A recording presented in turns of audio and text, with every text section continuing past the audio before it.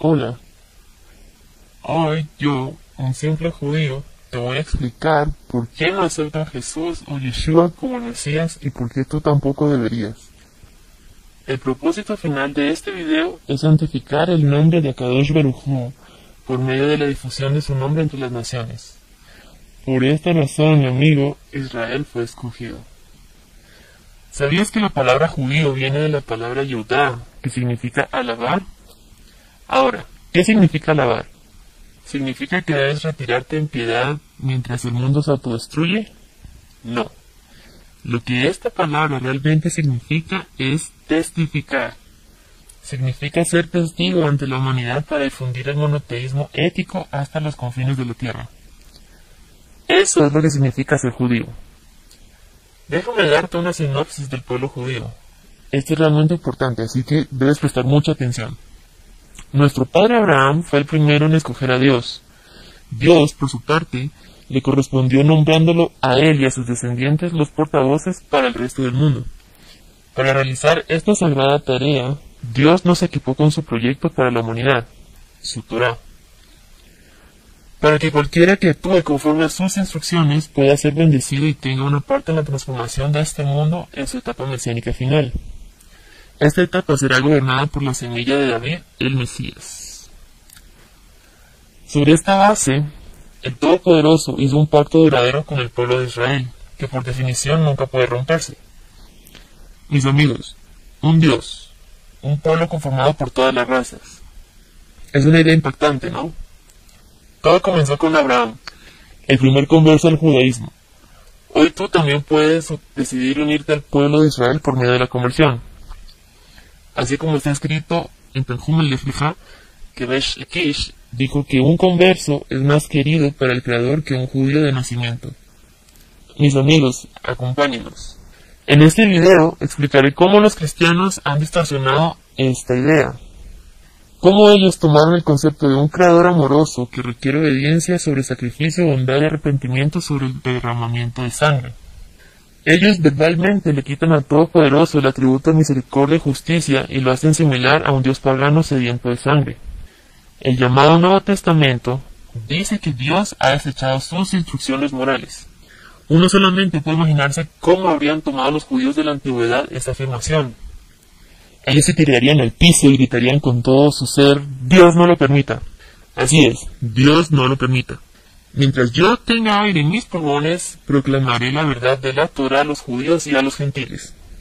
Amigos, la palabra Torá, que es comúnmente traducida como ley, verdaderamente significa instrucción o enseñanza. Un judío de la antigüedad habría sabido que sin Torá no hay propósito, y no tener propósito resulta catastrófico. Los cristianos afirman que porque los judíos no recibieron a Jesús como el Mesías, cuando apareció en escena, Dios les dio la espalda. Por esta razón, es importante que no te pierdas ni un minuto de esta enseñanza. Debes estar pendiente de cada palabra, y luego decidir por ti mismo. El título de la enseñanza es Errores escriturales cristianos. Querido amigo, comenzaré esta batalla desmintiendo las bases del cristianismo, que es lo que ellos llaman el Nuevo Pacto, un Nuevo Testamento, como un libro falso y erróneo que es, para que puedas cambiar y finalmente te puedas convertir en un judío completo. Las únicas armas que usaré para lograr esto serán las palabras de Dios, el Tanaj, lo que los cristianos erróneamente llaman el Antiguo Testamento y el Nuevo Testamento en sí. Amigo, mi tiempo es limitado, así que por favor presta atención porque iré rápido. El primer libro en el Nuevo Testamento es el Evangelio de Mateo. ¿Cómo sabemos si fue escrito por Mateo? Bueno, la verdad es que no sabemos, porque fue en última instancia la Iglesia Católica Romana que decidió quiénes escribieron los libros del Nuevo Testamento y también decidieron qué libros incluían en el canon cristiano.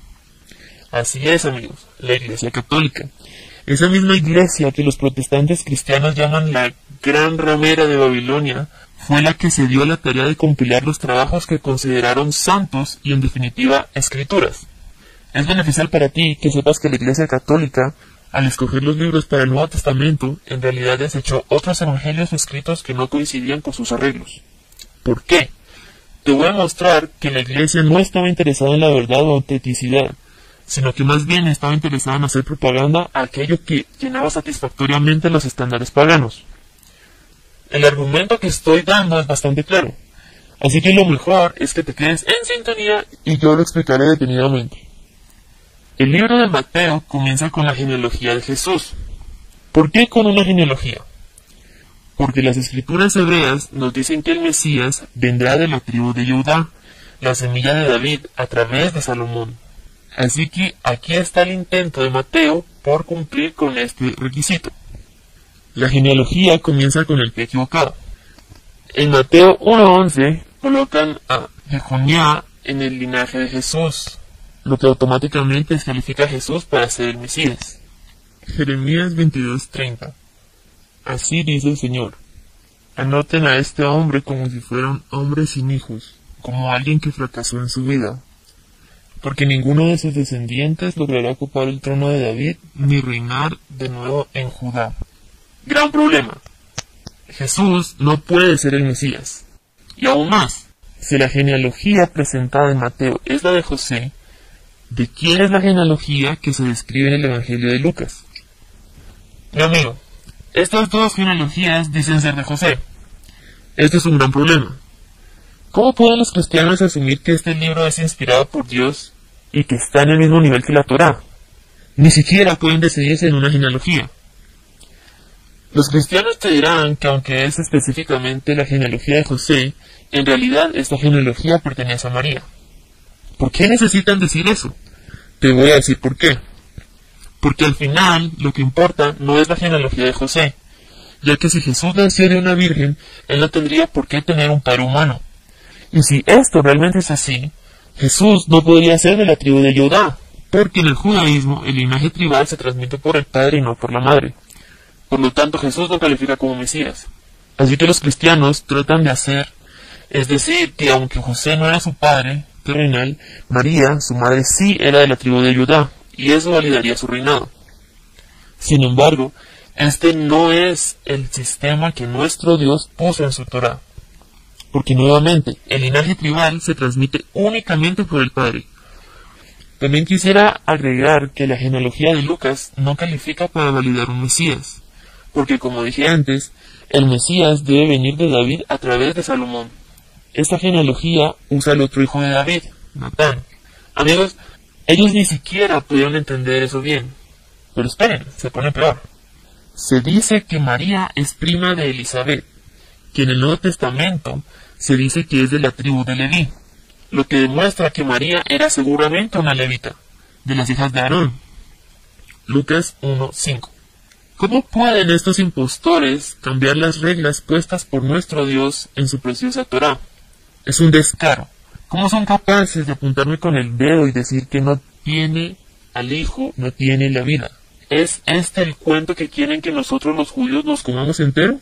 Y aún más, los cristianos proclaman que Jesús nació de una virgen. Ok, perfecto. Las religiones paganas tienen todo el derecho de elegir de qué forma nacen sus dioses. Pero el problema está en que se basan en que esto es el cumplimiento de una profecía de las escrituras hebreas. Mateo 1:23 dice: todo esto es para cumplir lo que el profeta escribió. La Virgen concebirá y dará a luz a un hijo y lo llamarán Emmanuel, que significa Dios con nosotros. Suena bastante convincente de acuerdo al autor de Mateo. Dice que la Virgen estará esperando un hijo. Supuestamente María es una virgen, ¿cierto? Pues no. Eso no es lo que está escrito en Isaías 7:14. Por alguna razón, parece que el autor de Mateo no está familiarizado con el hebreo. La palabra que en Isaías 7:14 se traduce como virgen no significa virgen. La palabra es alma y no significa virgen. La palabra para virgen es betula. Si piensas que tal vez te estoy tomando del pelo, toma un Strong's Concordance y date cuenta cómo la Biblia cristiana traduce esta palabra en cualquier otra ocurrencia. Entonces, el nacimiento virginal no es escritural. Sin embargo, ¿quieres saber a qué suena? Cualquier otra sociedad pagana de la época proclamaba que sus dioses nacían de vírgenes. Este, amigos, no es un concepto judío. Ni siquiera era ya la superficie. pero con lo poco que les he mostrado debería ser suficiente de acuerdo a las escrituras hebreas para tener a los judíos tocando en la puerta. Este es el nuevo pacto que reemplaza el antiguo. ¿Estás bromeando? Mateo 2:9. Después de ir al rey, siguieron su camino y sucedió que la estrella que habían visto levantarse iba delante de ellos hasta que se detuvo sobre el lugar donde estaba el niño. Suena bien, ¿cierto? Pero debo decirte que si esto fuera una investigación de colegio, obtendría un reprobado por plagio. En el libro de Yashar, capítulo 8, versos del 1 al 14, dice: Y en la noche que Abraham nació, todos los sirvientes de Terah y todos los consejeros de Nimrod y sus hechiceros vinieron y comieron en la casa de Terah, y ellos se regocijaron con él esa noche. Y cuando todos los consejeros y hechiceros salieron de la casa de Terah, ellos levantaron sus ojos hacia el cielo esa noche para mirar las estrellas, y vieron y contemplaron una estrella muy grande que vino del este y cruzó los cielos opacando las estrellas en los 4 confines del cielo. Y los consejeros hechiceros del rey se impactaron al ver esto, y los sabios entendieron este suceso y tuvieron conocimiento de su significado. Y Terah tomó a Abraham, su hijo, secretamente junto con su madre y su enfermera, y los escondió en una cueva, y les llevó provisiones cada mes. Así que el autor de Mateo robó la historia del nacimiento de Abraham y la ajustó a Jesús. Y la meta es convertir judíos al cristianismo. Otra cosa que no debería ser tolerada para alguien en busca de la verdad es cuando el Nuevo Testamento declara que algo es profecía cuando en realidad no lo es, como en Mateo capítulo 2 versos 17 y 18. Entonces se cumplió lo dicho por el profeta Jeremías: se oye un grito en Ramá, llanto y gran lamentación. Es Raquel que llora por sus hijos y no quiere ser consolada. Sus hijos ya no existen. No es una profecía mesiánica. Al llamar profecía mesiánica a cada versículo que se acomode a sus necesidades, se está evaluando la reverencia de nuestra Biblia. Otro gran problema es cuando la escritura está llena de mentiras, como en Mateo 2:23. Y fue a vivir en un pueblo llamado Nazaret. Con esto se cumplió lo dicho por los profetas: lo llamarán Nazareno. Amigos míos, voy a donar $1000 a la obra de caridad favorita del que encuentre ese verso en las escrituras judías. Pero les advierto, va a ser difícil. ¿Por qué? Pues porque el verso no existe. Ellos lo inventaron. Estúpido, ¿no? Mateo capítulo 2, 12-14. ¿Es esto una distorsión de la profecía o es acaso un versículo que se encuentra en Oseas 11? Cuando Israel era un niño, lo amé, y fuera de Egipto llamé a mi hijo. ¿Qué tiene que ver eso con Jesús? Y aún los cristianos cuentan este verso como una de las 300 profecías que cumplió Jesús. Amigo, ningún judío en sus 5 sentidos que razone perfectamente aceptará esto como una profecía. También, si José, María y Jesús huyeron a Egipto mientras Herodes masacraba a los niños varones menores de 2 años, ¿por qué en Mateo 2, 13-16 dice que el primo de Jesús, Juan el Bautista, que también era menor de 2 años, ¿cómo es posible que haya sobrevivido sin necesidad de huir? De hecho, en Lucas 2, 21-39, dice que ellos no huyeron a Egipto, sino que se quedaron para los rituales del templo. No se menciona ninguna masacre de niños en Lucas. Mis amigos, la razón por la cual estoy leyendo estas contradicciones y distorsiones es porque quiero que piensen cómo reaccionarían ustedes si fueran judíos que se han mantenido fieles a las palabras perfectas de la Torá y de repente fueran confrontados con el Nuevo Testamento. ¿Cómo reaccionarían? Nosotros sabemos que la Torá de Dios da vida. ¿Por qué el justo creador del universo le daría a su pueblo un manual de instrucciones con las que no pudieran cumplir? Si eso fuera así, Él simplemente no sería justo y por lo tanto no sería Dios. Lo que los cristianos siempre preguntan a los judíos es si han sido perfectos, que se han mantenido la Torá al 100% sin siquiera pecar, y que se han llevado sacrificios de sangre para perdón de los pecados. La respuesta a todo esto debe ser sí. Y si les dices que no, pues te responden que estás destinado a las llamas del infierno. Ahora, este argumento podría tener sentido únicamente para un cristiano, porque los judíos no desarrollaron el concepto de pecado original. Déjenme explicar. Para poder justificar el sacrificio de Jesús en la cruz, el cristianismo tuvo que asumir que el hombre necesita un salvador de las llamas del infierno. Y la otra alternativa de salvación era ser capaz de cumplir la Torá perfectamente sin pecar jamás. Los cristianos creen que porque el hombre pecó en el jardín del Edén, está destinado al infierno desde ese momento, a no ser que acepte el supremo sacrificio de Jesús, ya que si lo hace, podría estar parado rectamente frente a un Dios santo. El judaísmo enseña que a pesar que el hombre está predispuesto a pecar, él no es un esclavo del pecado. En otras palabras, cuando el hombre peca intencionalmente, el arrepentimiento sincero es la única forma de expiación que necesita. Más adelante cubriré este tema en mi video titulado Expiación Bíblica, así que no nos salgamos del tema. Otra metida de pata en el Nuevo Testamento se encuentra en Mateo 21, la entrada triunfal.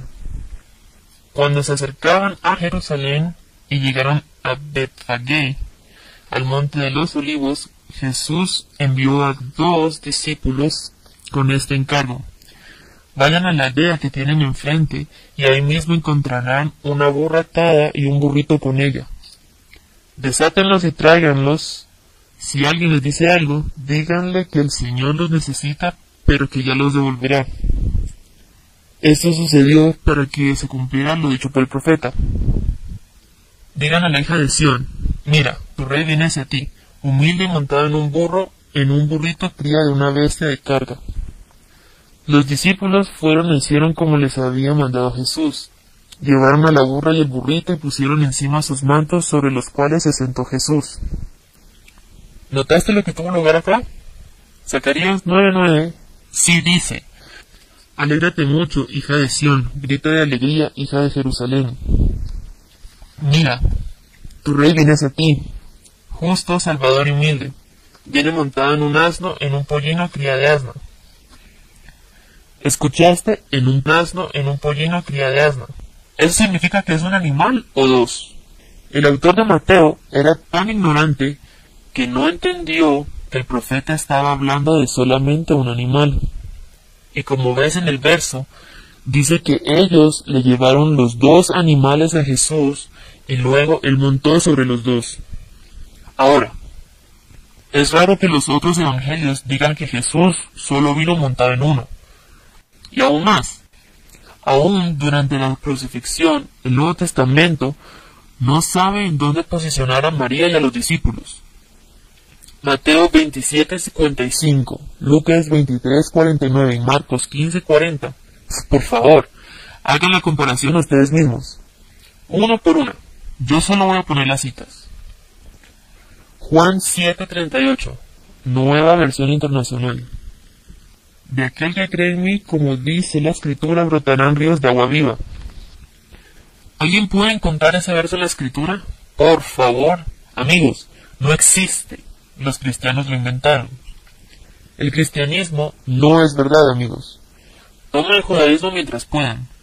Es obvio que no hay profecías de un Mesías nacido de virgen al que crucifican y luego resucita de los muertos en el Tanaj. El cristianismo ha tenido que tejer una red de mentiras para mantener principalmente una. Aunque, de hecho, creo que Dios estaba hablando en el Nuevo Testamento. Él está tratando de decirle a todo el mundo que busque la verdad y se aleje de este libro y siga al Dios verdadero de la Torá. Amigos, hay esperanza. Sigan la verdad y sean judíos. Números 23:19 dice que Dios no es un hombre, para que mienta, y que tampoco es un hijo de hombre para que cambie de parecer. Amigos míos, Jesús no es Dios y tampoco es el Mesías. Déjenme preguntarles una cosa. ¿Qué tendría que pasar para que dejen esta religión pagana que se enmascara como una forma de judaísmo y así puedan adherirse al evangelio verdadero de la esperanza? Al apegarte a la Torá de nuestro Dios, tú te puedes convertir en un heredero de la bendición que trae.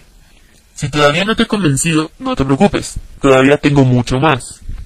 Hechos 7:14. Esteban hablándole al Sanedrín. Después de esto, José mandó llamar a su padre Jacob y a toda su familia, 75 personas en total. Mis amigos, ¿cuántas personas bajaron a Egipto? Un niño judío de 5 años puede responder esto. Génesis 46, versos 26 y 27 dice: todos aquellos que bajaron con Jacob, aquellos que eran descendientes directos sin contar las esposas de sus hijos, eran 66 personas. Con los 2 hijos que Yosef tuvo en Egipto, los miembros de la familia de Jacob que fueron a Egipto, fueron 70 en total. En Éxodo 1:5 dice que los descendientes de Jacob estaban numerados como 70 personas en total. Yosef ya estaba en Egipto. En Deuteronomio 10:22 dice: sus padres que bajaron a Egipto eran 70 en total, y ahora el Señor tu Dios los ha hecho tan numerosos como las estrellas en el cielo. En el judaísmo sabemos que si un profeta viene a nosotros con señales y milagros, y aún así trae un mensaje diferente al que hemos recibido de Dios mismo, es nuestro deber ejecutarlo, ya que es un falso profeta. Esta idea la entendió Jesús. En Mateo 24:23 dice: en el tiempo en que te digan, mira, ahí está el Cristo, o aquí está, no lo creas. Falsos cristos y falsos profetas surgirán. Harán grandes señales y milagros y tratarán de engañar al pueblo elegido de Dios. Aquí Jesús mismo está diciendo que los milagros no prueban nada, que los seguidores de la maldad también pueden hacer esto. Sin embargo, Lucas capítulo 7 versos 20 y 23. Cuando se acercaron a Jesús, ellos le dijeron: Juan el Bautista nos ha enviado a preguntarte, ¿eres tú el que ha de venir o debemos esperar a otro? En ese mismo momento Jesús sanó a muchos que tenían enfermedades, dolencias y espíritus malignos, y les dio la vista a muchos ciegos. Entonces le respondió a los enviados: vayan y cuéntenle a Juan lo que han visto y oído. Los ciegos ven, los cojos andan, los que tienen lepra son sanados, los sordos oyen, los muertos resucitan, y a los pobres se les anuncian las buenas nuevas. Dichoso el que no tropieza por causa mía. También date cuenta que acá Elías mismo, Juan el Bautista, ni siquiera cree en el Mesías que supuestamente está siendo anunciado. ¿Qué pasa aquí? No puedes culpar a los judíos por no aceptar este falso Mesías. Y te voy a dar más. Mateo 5, versos 43 y 44. Ustedes han oído que se dijo: ama a tu prójimo y odia a tu enemigo. Pero yo les digo: amen a sus enemigos y oren por quienes los persiguen. Por favor, encuentra ese verso en la Torá donde diga que odies a tu enemigo. Amigo, simplemente no puedes porque no existe. Hechos capítulo 7, versos 15 al 17. Bajó entonces Jacob a Egipto y allí murieron él y nuestros antepasados. Sus restos fueron llevados a Siquem y puestos en el sepulcro que a buen precio Abraham había comprado a los hijos de Hamor en Siquem. Cuando ya se acercaba el tiempo de que se cumpliera la promesa que Dios le había hecho a Abraham, el pueblo crecía y se multiplicaba en Egipto. Amigos, por favor, les pregunto a los que están recientemente salvados: ¿en dónde está Abraham enterrado? ¿Será en Siquem? No. Todo el mundo sabe que Abraham está enterrado en Hebrón. Leanlo ustedes mismos en Génesis 23. ¿Y a quién le compró Abraham la cueva? ¿A Hamor, como el tonto Nuevo Testamento dice? ¿O a Efrón, como la Torá dice? Nuevamente les pregunto: ¿cómo pueden corromper la palabra de Dios y todavía preguntarse por qué no aceptamos el cristianismo? Mateo 27, del 5 al 10. Entonces Judas arrojó el dinero en el santuario y salió de allí. Luego fue y sacó. Los jefes de los sacerdotes recogieron las monedas y dijeron: la ley no permite echar esto al tesoro porque es precio de sangre. así que resolvieron comprar con ese dinero un terreno conocido como el campo del alfarero para sepultar allí a los extranjeros. Por eso se le ha llamado campo de sangre hasta el día de hoy. Así se cumplió lo dicho por el profeta Jeremías. Tomaron las 30 monedas de plata, el precio que el pueblo de Israel le había fijado, y con ellas compraron el campo del alfarero como me ordenó el Señor. Jeremías nunca dijo esas palabras. Si están buscando algo remotamente similar o algo donde se mencione 30 piezas, están perdiendo el tiempo. Zacarías 11, versos 12 y 13. Les dije, si les parece bien, páguenme mi jornal, de lo contrario quédense con él. Y me pagaron solo 30 monedas de plata, valiente precio el que me pusieron. Entonces el Señor me dijo, entrégaselas al fundidor. Así que tomé las 30 monedas de plata y se las di al fundidor del templo del Señor. Completamente diferente a lo que está escrito en el Nuevo Testamento, y obviamente no es un cumplimiento de una profecía. Yo me pregunto, ¿estaría el autor familiarizado con las escrituras hebreas? Juan capítulo 2, versos 12 al 17. Después de esto, Jesús bajó a Capernaum con su madre, sus hermanos y sus discípulos, y se quedaron allí unos días. Cuando se aproximaba la Pascua de los judíos, subió Jesús a Jerusalén, y en el templo halló a los que vendían bueyes, ovejas y palomas, e instalados en sus mesas a los que cambiaban dinero. Entonces, haciendo un látigo de cuerdas, echó a todos del templo juntamente con sus ovejas y sus bueyes, regó por el suelo las monedas de los que cambiaban dinero y derribó sus mesas. A los que vendían las palomas les dijo, saquen esto de aquí, ¿cómo se atreven a convertir la casa de mi padre en un mercado? Sus discípulos se acordaron de que está escrito, el celo por tu casa me consumirá. Salmos 69, versos 5 al 9.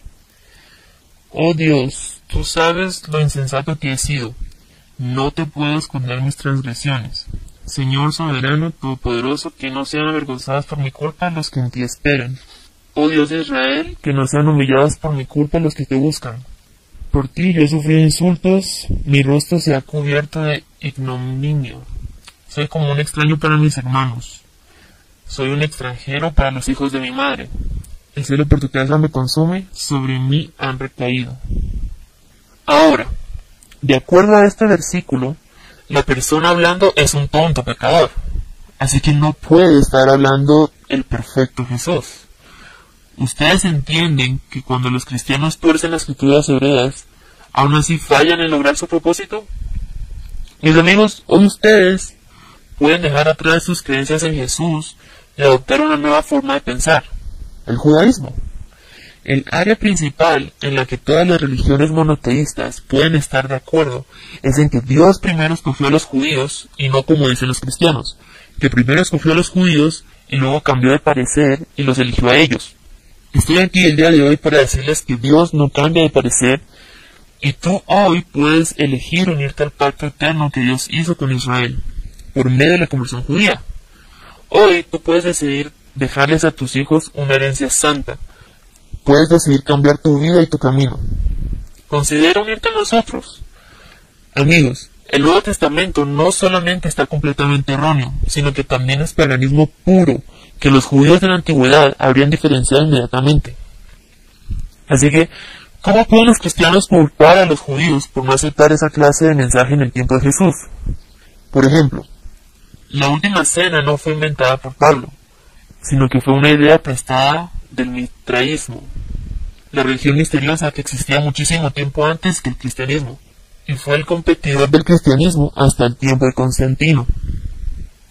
En el mitraísmo, la figura central es Mitras, que murió por los pecados de la humanidad y resucitó. Los creyentes de Mitras fueron recompensados con la vida eterna, y parte de la liturgia mitraísta incluía las palabras: el que no coma mi cuerpo o tome mi sangre para que sea hecho uno conmigo y yo con él, de la misma forma no conocerá la salvación. Por favor, abran los ojos. Pero nuevamente les digo que no nos salgamos del tema. El campo de sangre, ¿quién lo compró? En Hechos 1:18 dice que Judas compró el campo. Sin embargo, en Mateo 27:7 fueron los sacerdotes quienes compraron el campo.